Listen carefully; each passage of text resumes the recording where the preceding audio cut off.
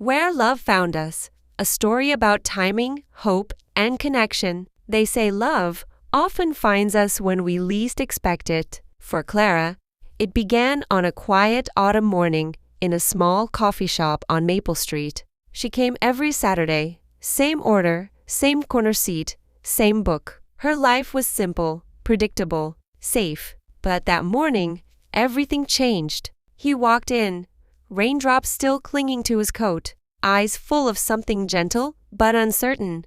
His name was Marc. He stood by the window, scanning the room, waiting for his coffee. And that's when their eyes met. Clara smiled, a small, polite smile, the kind you give a stranger you'll probably never see again. He smiled back, but fate had other plans. When he turned to grab his drink, he bumped into her table. Coffee nearly spilled, and he blurted out, "Oh, I'm so sorry. I wasn't paying attention." "It's okay. No harm done." There was a pause, that kind of pause where something lingers in the air, waiting. Then he asked, almost shyly, "Would you mind if I sit here? The other tables are full." "Sure, go ahead." And just like that, a simple moment became the start of something extraordinary. That first conversation was light. Books, music, little things that make people feel seen. They talked until her coffee turned cold. And when she left, he said, "Maybe I'll see you here next Saturday." She smiled. Maybe, but next Saturday came, and so did he. Then, the one after that, and soon, the cafe wasn't just a place to escape, it was their place. Week by week, their connection deepened. He started bringing extra sugar packets because she liked her latte extra sweet. She brought him small notes from her favorite novels. What began as small talk became laughter, and laughter became something like love. One evening in December, they walked home together under flickering streetlights. The air was cold, and Marc seemed quiet, like he was carrying a weight. Finally, he said, "I lost someone last year, someone close. Since then, I have been just getting by. Some days, I don't even know what I'm doing anymore." Clara didn't try to fix it. She didn't say, "It'll be okay." She just reached for his hand. That was enough. Because sometimes, love isn't about grand gestures.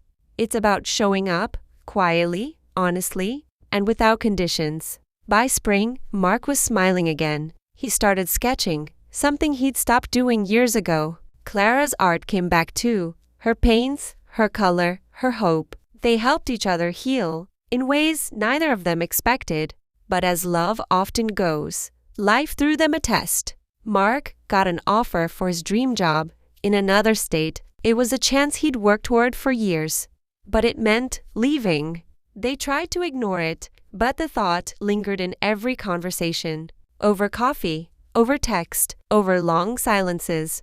"I don't want to lose this. I don't want to lose you." "Then don't." "Marc." "But I can't stay, Clara. I have to go." She looked down, tears forming, not angry, just afraid. And yet, beneath the fear, there was something stronger, belief. They promised to try, to stay connected, to trust that what they had was real. The months that followed weren't easy. They learned to love through distance, video calls, handwritten letters, late-night texts that began with, "I miss you." Every visit felt like sunshine, every goodbye like winter. But love, their love, endured. One summer evening, Clara visited Marc in his new city. They sat together on a rooftop, the skyline glowing beneath them. She reached into her bag and pulled out a small canvas, a painting of the coffee shop where they first met. "I wanted you to have this, to remind us where it all began."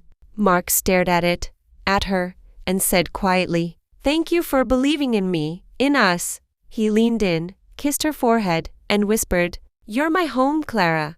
Years later, they still visit that coffee shop every Saturday when they can. Same table, same window seat. Sometimes they talk, sometimes they just sit in silence. Because love doesn't always need words. Sometimes it's in the quiet, in the small, steady ways we show up. Clara and Marc's story reminds us of something simple. Love isn't just found, it's chosen every single day.